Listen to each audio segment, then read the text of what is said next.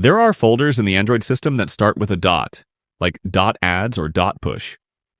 These folders are hidden by the system so that the average user can't see them. But the truth is, some apps take advantage of this to store tracking files, or even ads that run in the background without your knowledge. In this video, I'll show you exactly where they are, and we'll delete them together step by step. How to access and reveal these folders. Open the File Manager on your phone. If you're using a Samsung phone, use My Files. Enable Show Hidden Files from the settings. Go to the path Internal Storage or Phone Storage. You'll find folders whose names start with a dot, such as thumbnails, .backups, .ads, .push. Before deleting any file, you need to be aware of something very important. Not every hidden file should be deleted.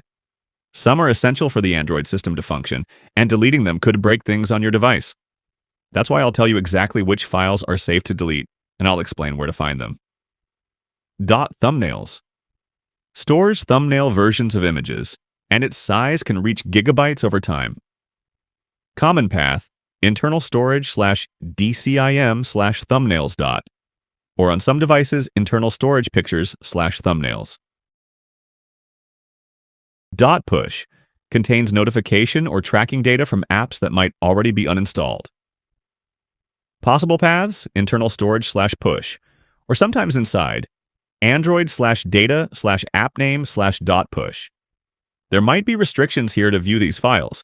Connect your phone to a computer and open the same path.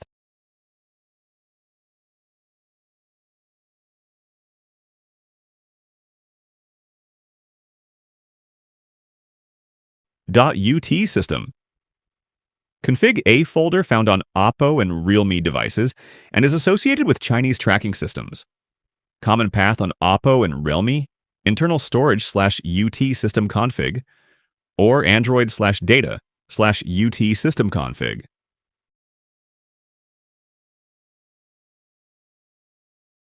.facefont stores facial recognition data if you use Google Photos or the camera.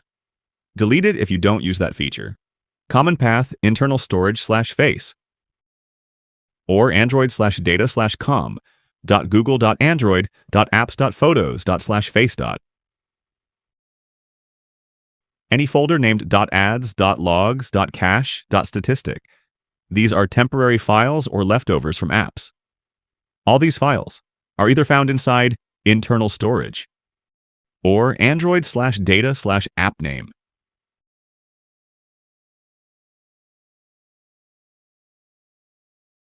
These files don't just take up space. In fact, they might contain private data from apps. They can be exploited by a malicious app trying to spy on you. They allow ad-related services to keep running, even after the app is deleted. If you liked the video, don't forget to share it to help others, because this topic is no joke, and it concerns anyone who uses an Android phone.